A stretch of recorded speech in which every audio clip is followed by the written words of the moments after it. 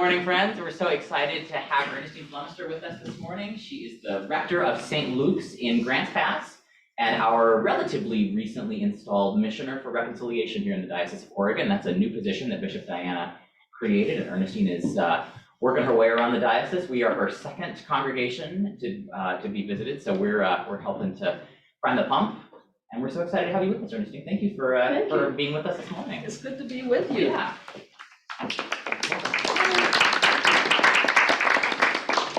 You guys are very un-Episcopalian. We don't clap, we don't sit in the front. It is my pleasure to be here with you.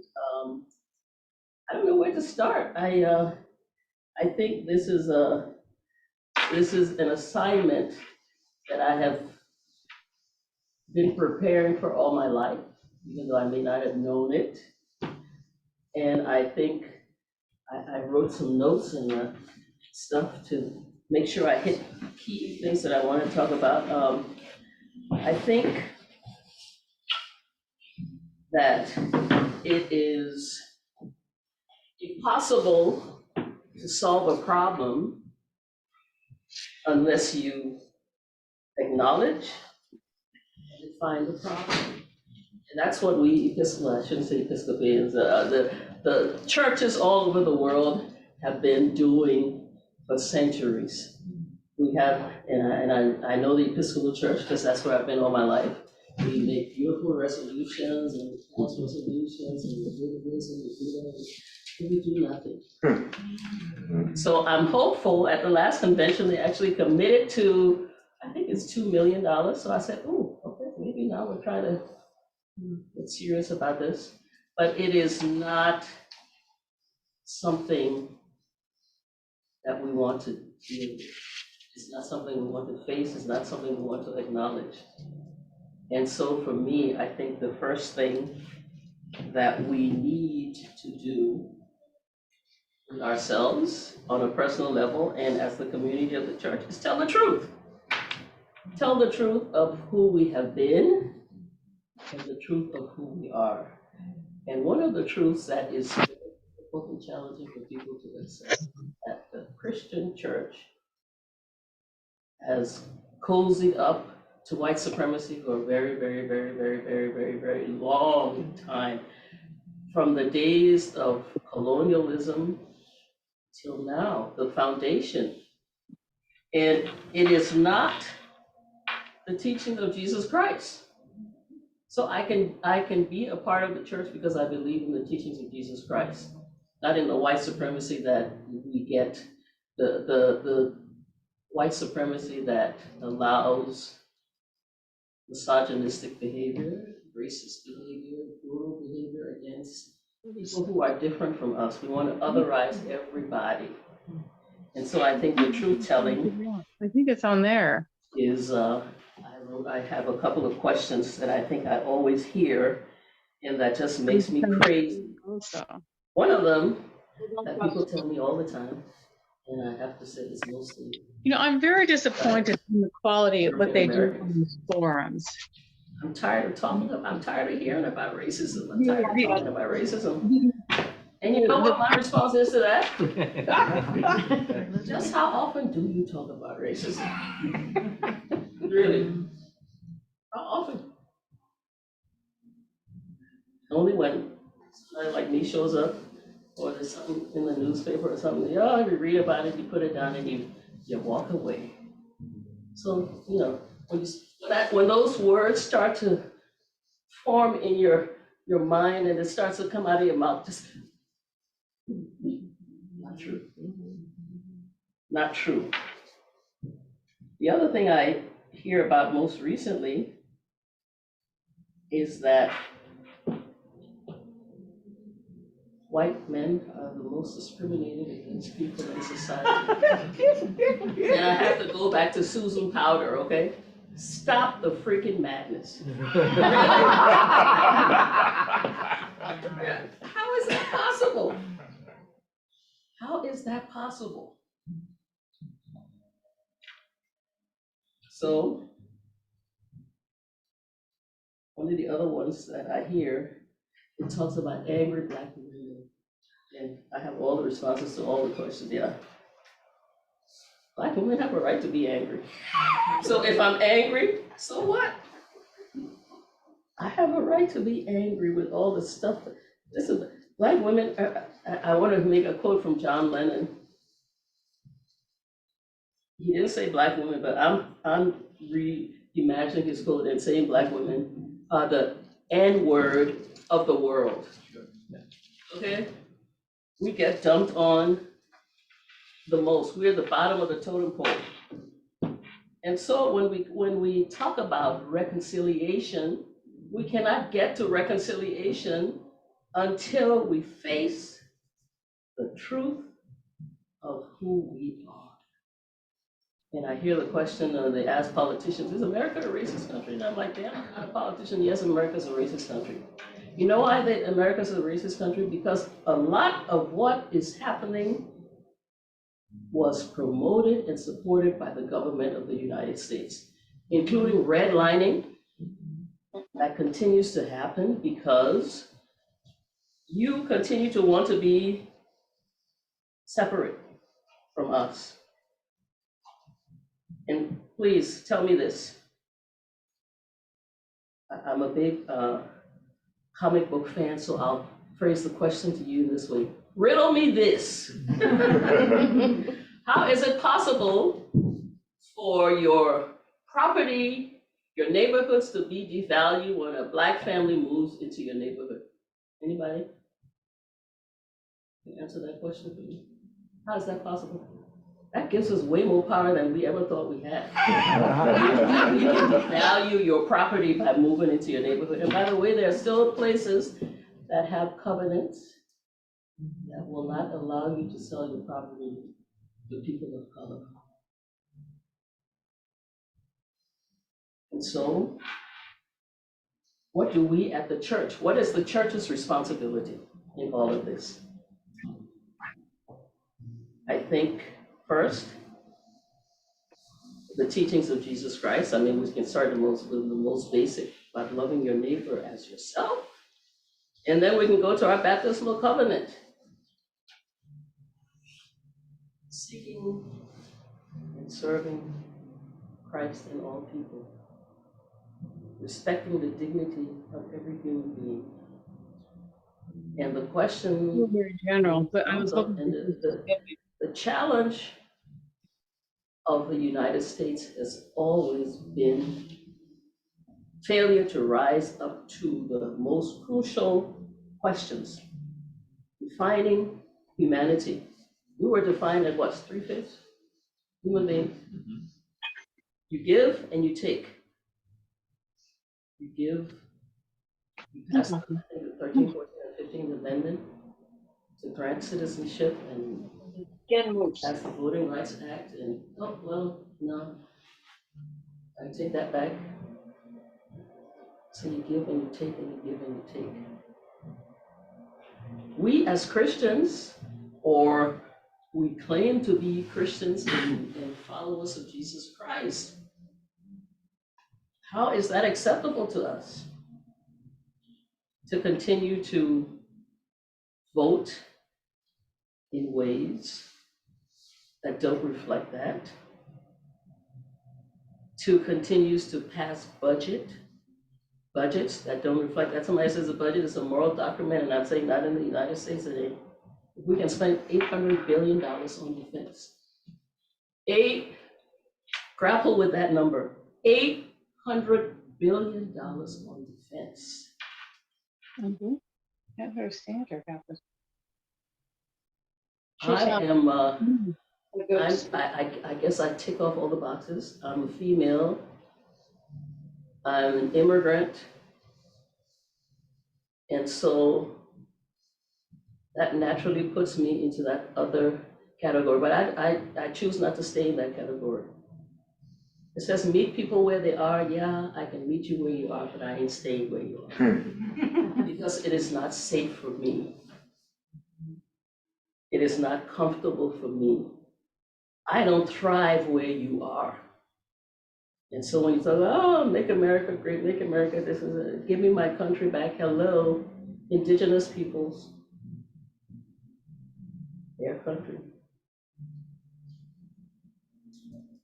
It is amazing to me that we, and I have to say that I have become much more aware since I moved to Oregon of the plight of the indigenous peoples, the numbers that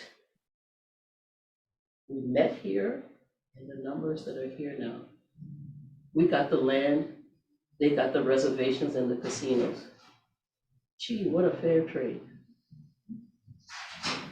What are we doing about it? And for the first time I heard a land acknowledgement was here at our diocesan convention. And my reaction was, okay, that's nice, what are we doing about it? Are they getting their land back? And the government decides which tribes to recognize. We're all saying, what are we doing about it? And the final thing I want to say before I want to engage in conversation or have you ask me questions, white privilege.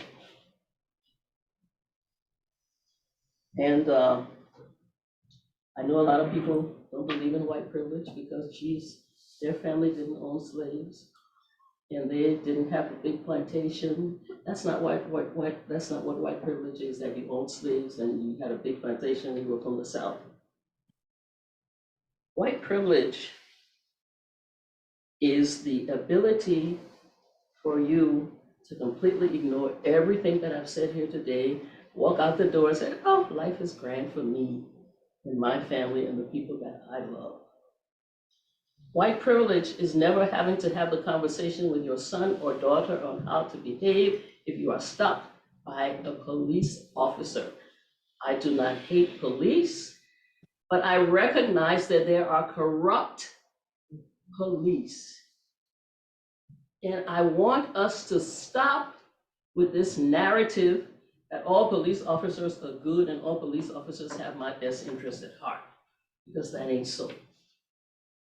I want us to stop with the narrative, stop believing the narrative as Christians, acknowledging that we're all created in the image and likeness of God, us and the guy out in the tent, and the guy who we just saw come to the church in shorts in this weather, looking for clothes and a coat and something to put on. The guy who doesn't have a meal. People who have to sleep in their cars with their children. One of the women said, we sleep in the hospital parking lot because we can go to the bathroom at any hour of the night or day and they won't keep us from going.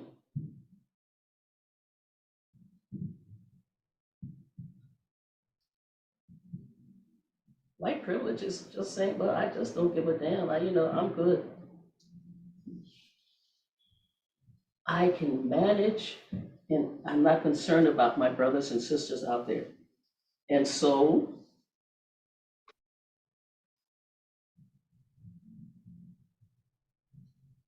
what are we doing?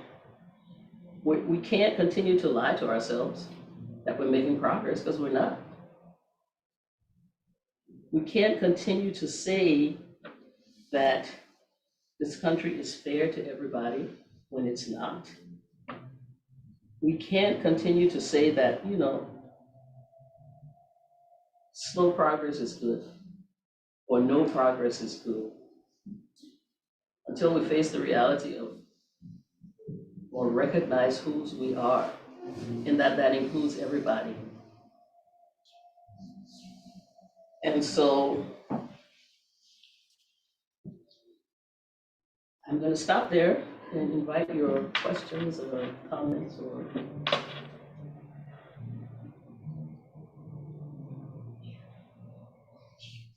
Good example of white privilege. Okay. I have a stepbrother who was born in Colombia, and we both went into the same bank, and I could go into that bank and cash my check and not be questioned about it. And he walked in and came back out to the car, and our mom was like, he had a weird look on his face, and he's like, they won't cash my check. And so she marched into the bank and said, what's the problem here? This is my son. And then they completely treated him differently when they saw our mom. That's white privilege. Yeah, it is. Yes. Last semester, I was taking a course at seminary in African American church history, led by an African American professor, and most of the class, African American women. It was a great experience. And one of the things they expressed was this idea that racism is just it's getting worse, and that it's so deep, they don't really think we're going to ever change it. And I left that course kind of wrestling with that, and of course feeling kind of discouraged to hear that. And I'm wondering what your thoughts are on that kind of thinking, and what do we do with that idea? What can we do? Where is the change? Where does it really? Well, what you can do with that is twofold: on a personal level and on a corporate, community, church level. You wrestle with it, and the notion and idea that, oh, we can get to reconciliation and everything will be cool. No, it's going to be painful. It's going to be challenging. It's going to be sometimes where you lose hope. But our faith sustains us. I can stand up here and tell you and do this work because I believe that there is hope. But it has to start with people willing to walk through the fire. You can't get to the edge of the fire and say, "Ooh, this is hot. No, I'm out." That's one of the other things of white privilege. You make the choice to walk away. And until you have the courage. And one of the ideas that I'm using is from the Gospel of John, when Jesus talks about abiding. You have to be able to abide through the pain, through the hurt, not only yours, but ours. And you have to be willing to hear our stories. I was so sick, I'm so sick and tired of hearing reasons why European Americans think it's okay for the police to shoot people when they're running away. Well, why did he run? Well, damn it, if you run, are they gonna shoot you? Are they gonna shoot you? Okay. They run because they're afraid. And please, if you read the history of anything, the history of the United States, who's got more reason to be afraid in this country? You or me? They run because they don't trust the police. I mean, he has the guy's shirt in his hand and he shoots him. And you make it, oh, he shouldn't have run, or he shouldn't have done this, or he shouldn't have done that.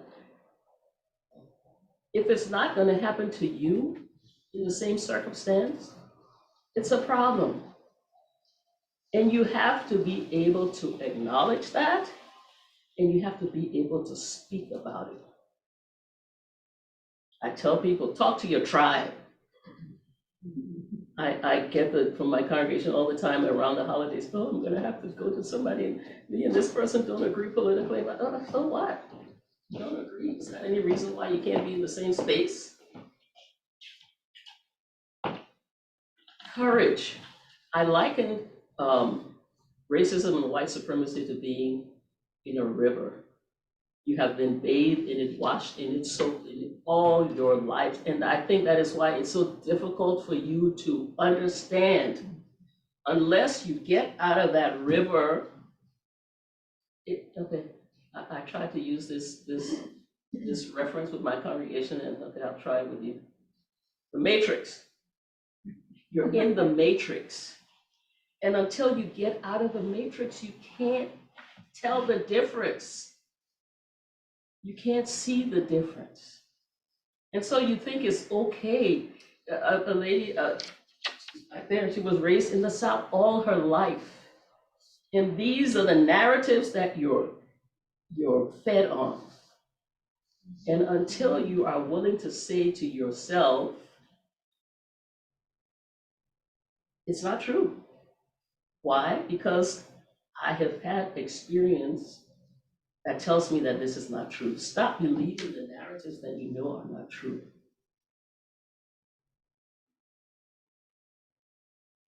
Challenge yourself. Challenge your faith.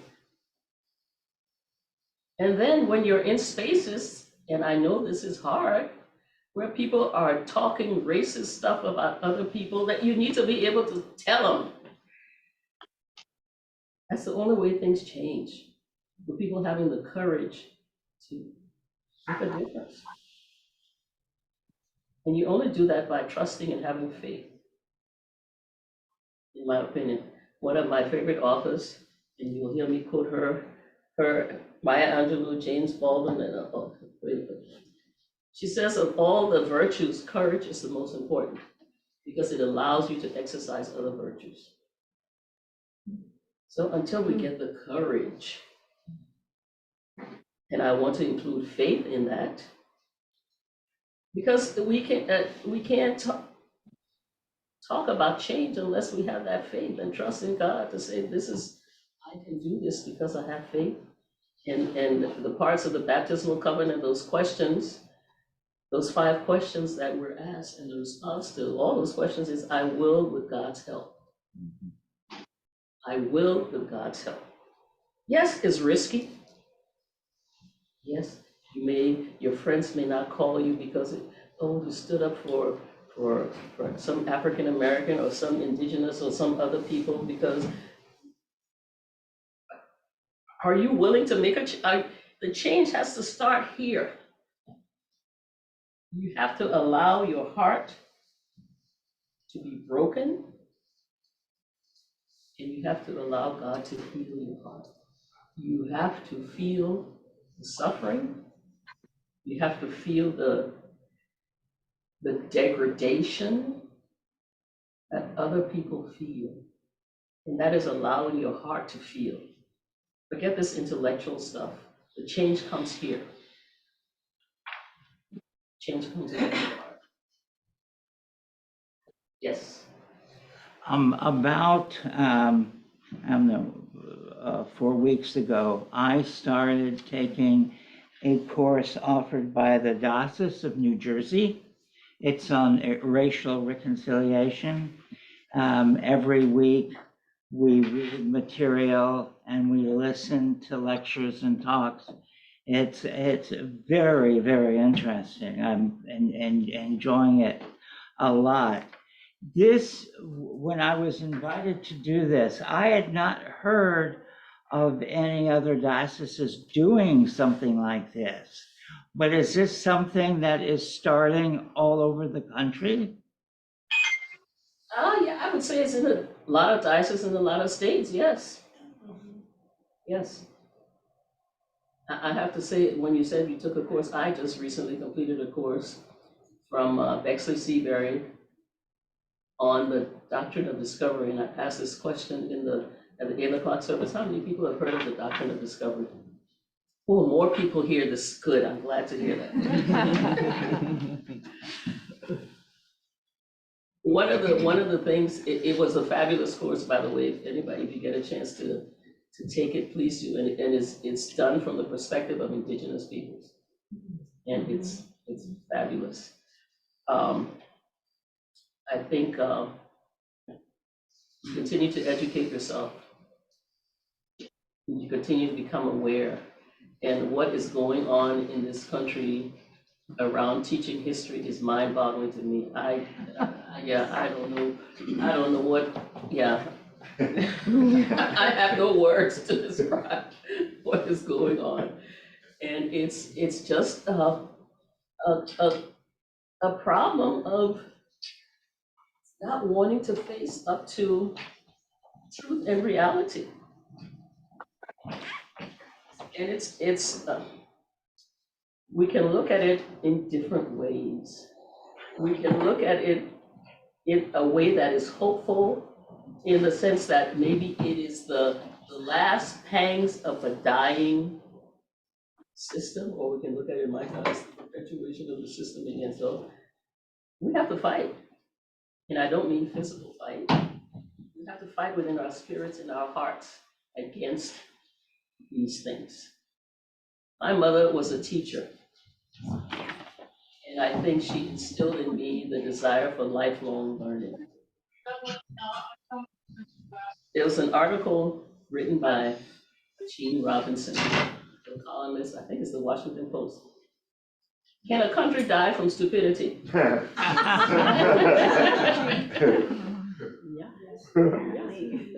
And so we have to challenge ourselves not to listen. One of the reasons I love the Episcopal Church is that we don't have to check our brains at the door. We can question and we can challenge. And when something doesn't smell right, we can say that. In most Episcopal churches, there's some dioceses that are kind of wonky and they don't do that. But it is incumbent upon us as followers of Jesus Christ to walk in the truth. That passage from the Gospel of John, the truth shall set you free, is true. And so if we don't want to know the truth of our history, where are we going?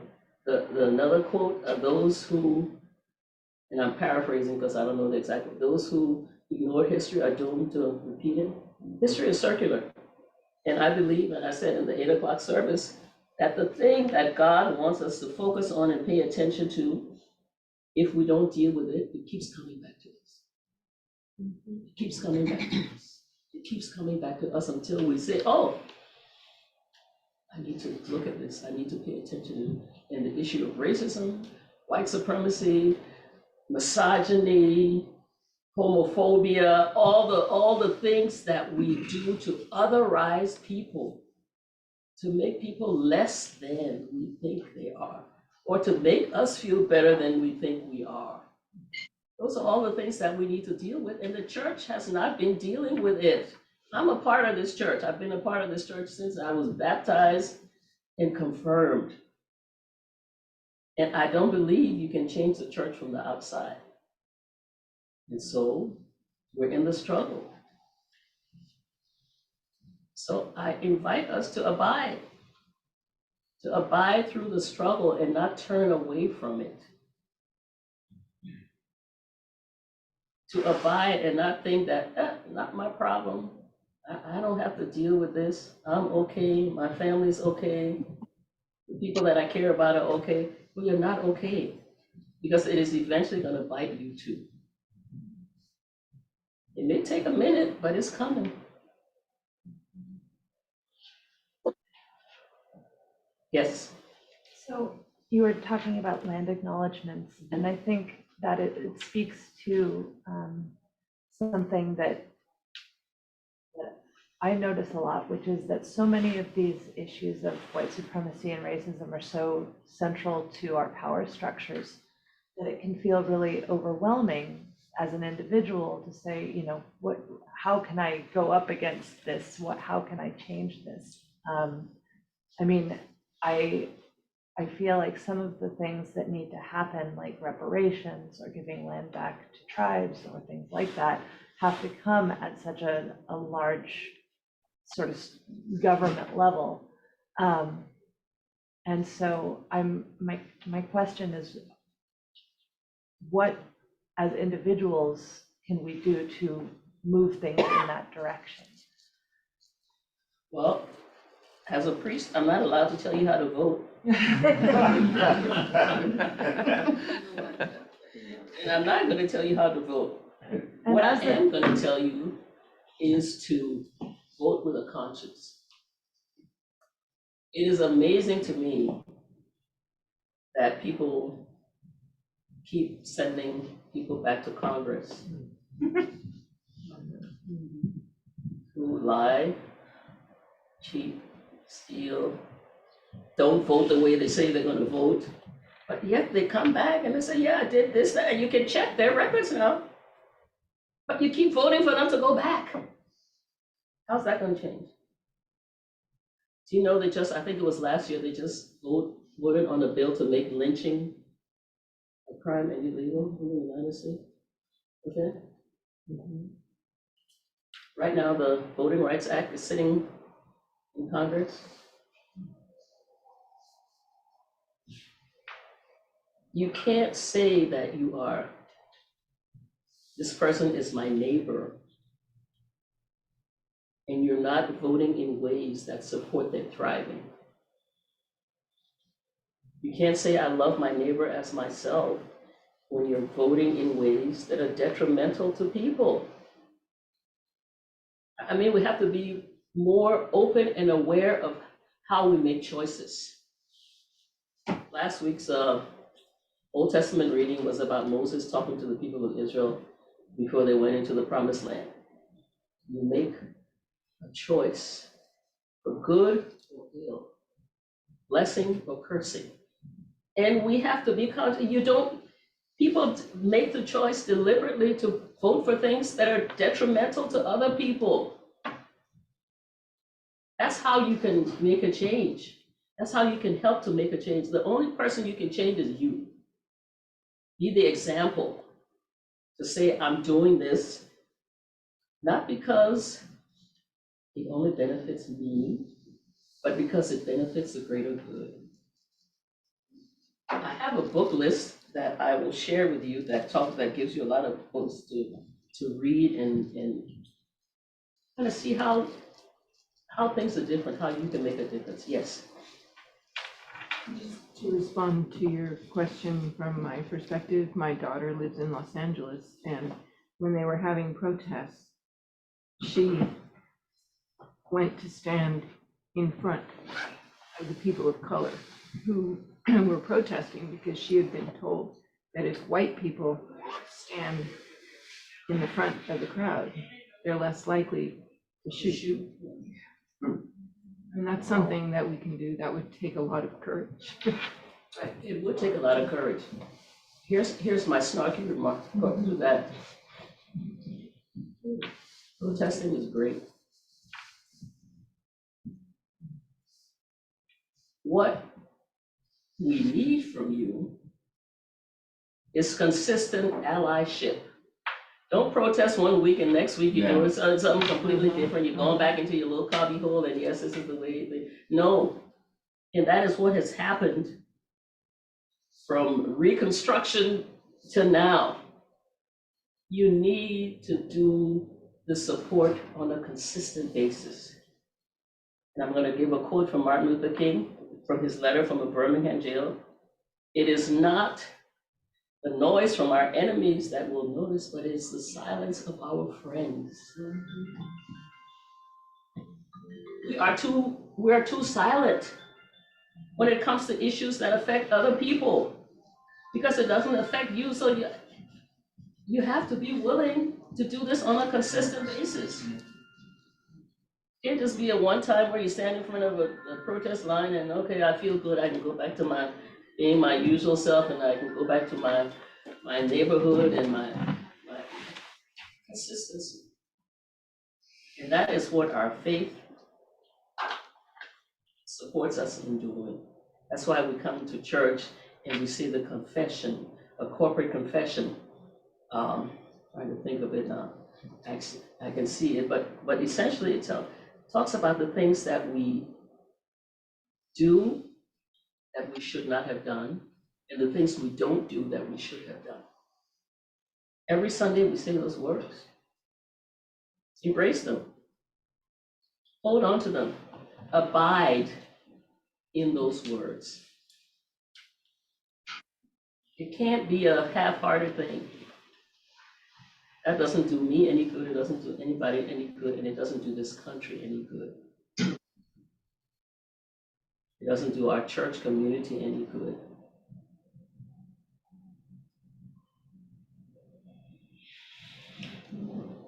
We have to get Ernestine mic'd and vested for the next service. I think I've got time for one more question. And if I don't see one in the crowd, then I'm gonna pull pull rank and ask it. Please do. What can a cathedral in Portland do to support you and your work in the diocese? What's your vision for this diocese over the next 10 years or so? I'm not gonna be around that long. Well, okay.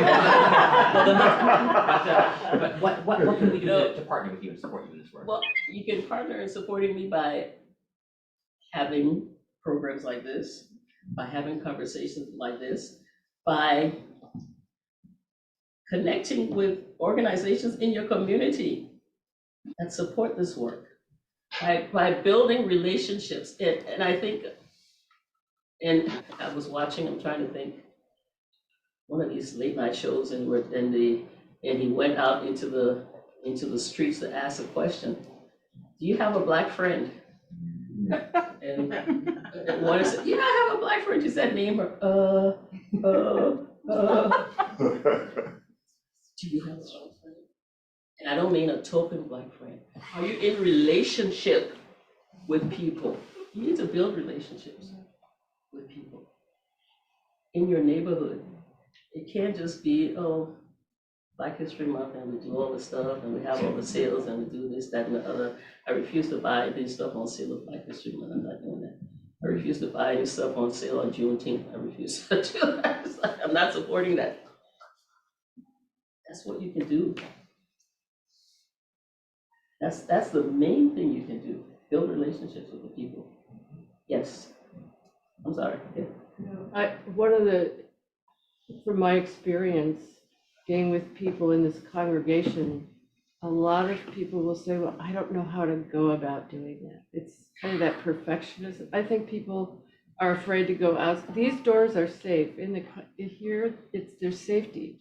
Even if I'm in pain, I still feel safe because people will listen. But to step outside of the doors is risky because I might do something wrong. To offend, yeah.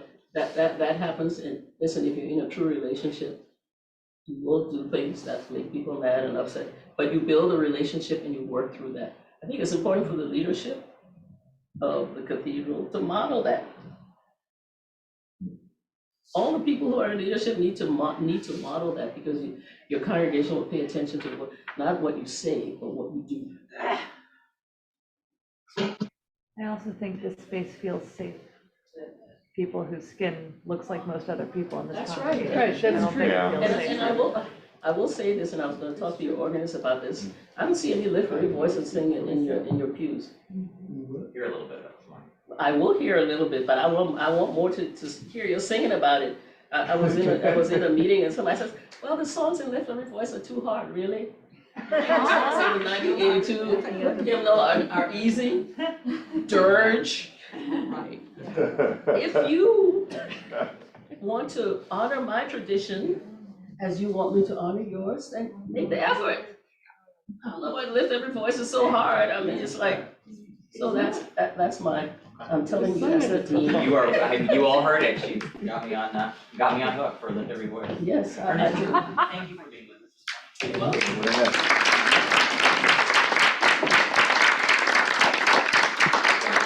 Those of you who are staying for 10 o'clock, please join us. Ernestine's preaching. Thank you for joining us this morning, friends.